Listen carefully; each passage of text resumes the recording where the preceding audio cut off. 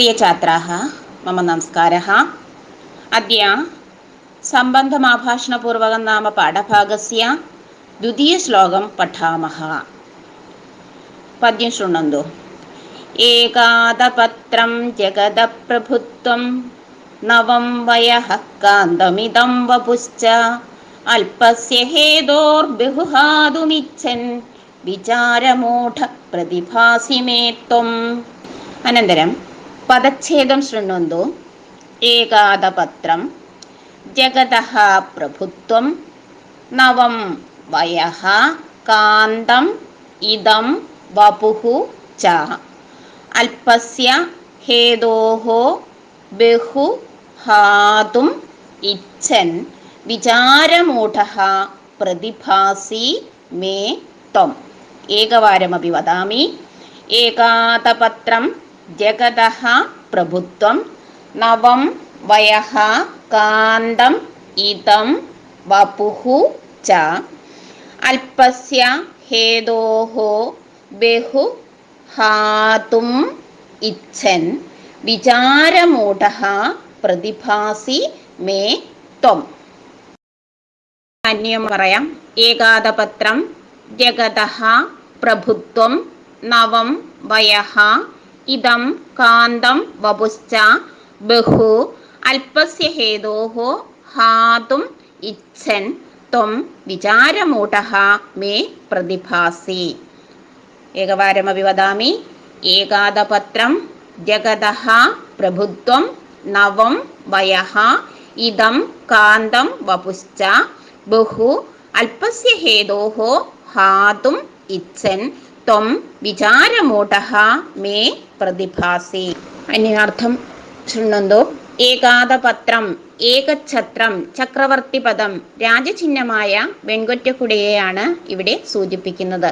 ജഗതഃ ലോകസ്യ ലോകത്തിൻ്റെ പ്രഭുത്വം സ്വാമിത്വം അധികാരവും നവം വയഃ താരുണ്യം യൗവനാവസ്ഥയോട് കൂടിയവനും ഇതം ഏതത് ഈ കാന്തം രമ്യം മനോഹരമായ വപുശ്ച ശരീരവും ബഹു സർവം എല്ലാം അല്പസ്യ ഹേതോഹോ അല്പസ്യ കാരണേന അല്പമാത്രമായ ഒന്നിനു വേണ്ടിയിട്ട് ഈ തുച്ഛമായ ഈ പശുവിന് വേണ്ടിയിട്ട് ഹാതും തെക്തും ഉപേക്ഷിക്കുന്നതിന് ഇച്ഛൻ ആഗ്രഹിക്കുന്നവനായ അഭിലഷൻ ആഗ്രഹിക്കുന്നവനായ ത്വം ഭവാൻ അങ്ങ് വിചാരമൂഢഃ കാര്യാകാര്യ വിചാരേ മൂഢഃ കാര്യാകാര്യങ്ങളെ തിരിച്ചറിയുന്നതിൽ മൂഢനാണെന്ന് മേ മമ എനിക്ക് പ്രതിഭാസി ലക്ഷ്യതേ തോന്നുന്നു.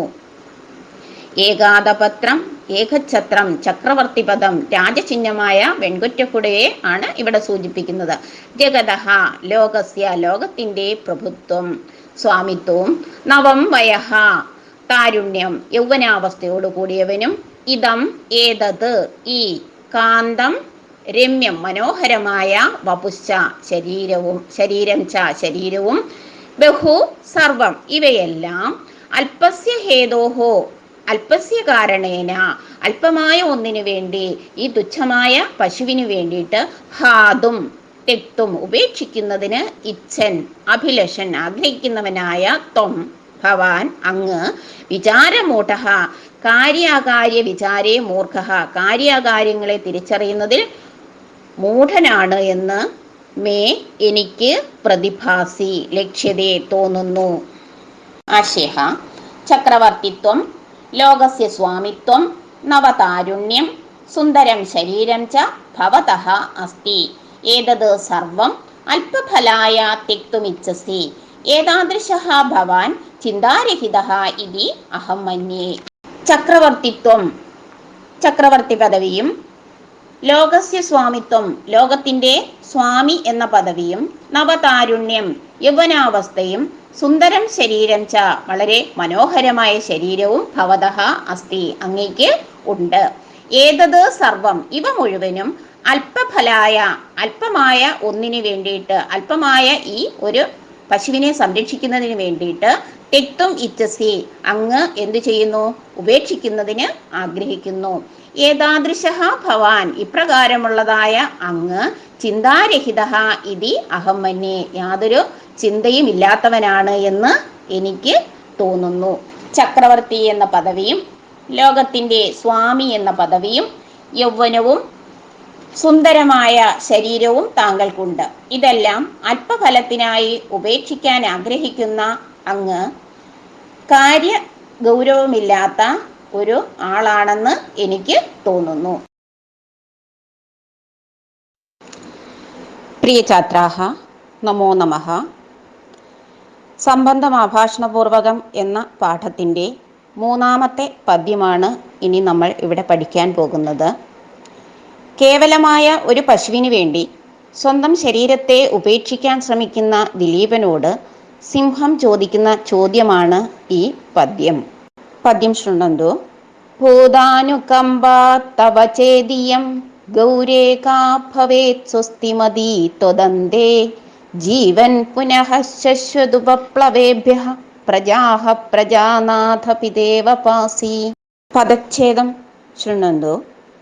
ഭൂതാനുകമ്പാ തവ ചേത് യം ഗൗഃ ഏകാ ഭവേത് സ്വസ്തിമതി ത്വദന്തേ ജീവൻ പുനഃ ശശ്വത് ഉപപ്ലവേഭ്യഃ പ്രജാഃ പ്രജാനാഥ പിതാ ഇവ പാസി.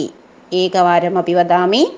ഭൂതാനുകമ്പാ തവ ചേത് യം ഗൗഃ ഏകാ ഭവേത് സ്വസ്തിമതി ത്വദന്തേ ജീവൻ പുനഃ ശശ്വത് ഉപപ്ലവേഭ്യഃ പ്രജാഃ പ്രജാനാഥ പിതാ ഇവ പാസി. അന്യമൊന്ന് നോക്കാം.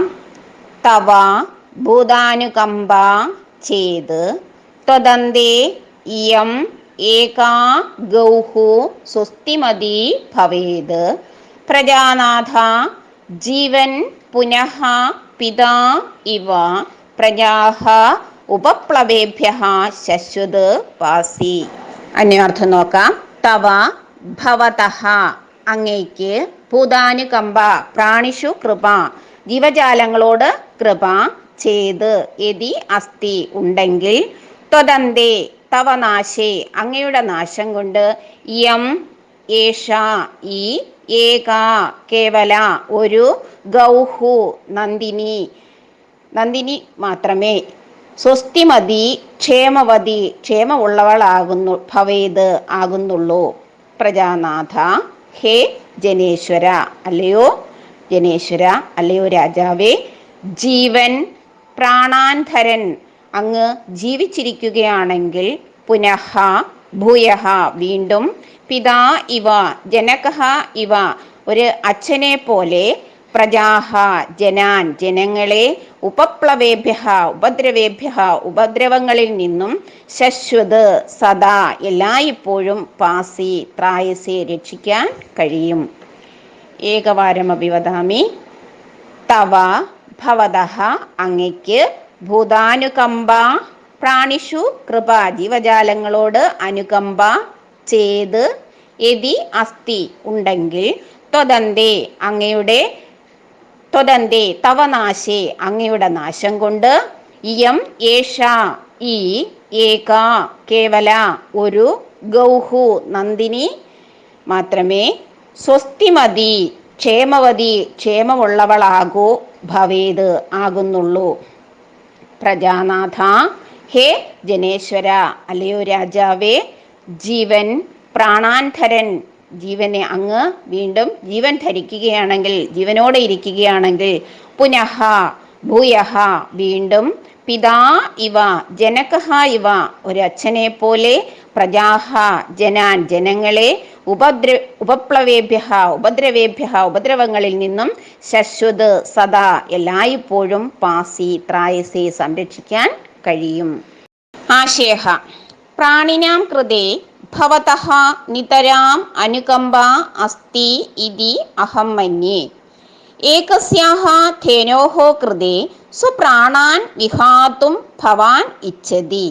പരം ത്വം പ്രാണാൻ ധാരയസി ചേത് പിതാ ഇവ സർവാണി ഭൂതജാലാനി പാതും ശക്നോഷി. പ്രാണിനാം കൃതേ ജീവികളോട് ജീവജാലങ്ങളോട് ഭവതഃ അങ്ങേക്ക് നിതരാം അനുകമ്പ അസ്തി അങ്ങേക്ക് അങ്ങേയറ്റത്ത അനുകമ്പയുണ്ട് ഇതി എന്ന് അഹം മന്യേ ഞാൻ വിചാരിക്കുന്നു. ഏകസ്യാഹ ധേനോഹോ കൃതേ ഒരു പശുവിനു വേണ്ടി സ്വപ്രാണാൻ വിഘാതം സ്വന്തം പ്രാണനെ ഉപേക്ഷിക്കാൻ ഭവാൻ ഇച്ഛതി അങ്ങ് ആഗ്രഹിക്കുന്നു. പരം ത്വം പക്ഷേ ത്വം അങ്ങ് പ്രാണാൻ ധാരേസി ചെയ്ത് പ്രാണനെ ധരിക്കുകയാണെങ്കിൽ ജീവിച്ചിരിക്കുകയാണ് എങ്കിൽ പിതാ ഇവ ഒരു പിതാവിനെ പോലെ സർവാണി ഭൂതജാലാനി എല്ലാ ജീവജാലങ്ങളെയും പാതും ശക്നോഷി സംരക്ഷിക്കുന്നതിന് കഴിയും. ജീവജാലങ്ങളോട് അങ്ങേക്ക് വളരെയധികം അനുകമ്പയുണ്ടെന്ന് ഞാൻ മനസ്സിലാക്കുന്നു. ഒരു പശുവിന് വേണ്ടി സ്വന്തം പ്രാണൻ ത്യജിക്കാൻ അങ്ങ് ആഗ്രഹിക്കുന്നു. പക്ഷേ അങ്ങ് ജീവിച്ചിരിക്കുകയാണെങ്കിൽ ഒരച്ഛനെ പോലെ എല്ലാ ജീവജാലങ്ങളെയും രക്ഷിക്കാൻ സാധിക്കും. വിഗ്രഹഃ ഭൂതാനുകമ്പ ഭൂതേഷു അനുകമ്പ ത്വദന്തഃ തവ അന്തഃ സ്വസ്തിമതി സ്വസ്തി അസ്യാഹ അസ്തീതി പ്രജാനാഥ പ്രജാനാം നാഥഃ പ്രജാനാഥഃ തത്സംബുദ്ധൗ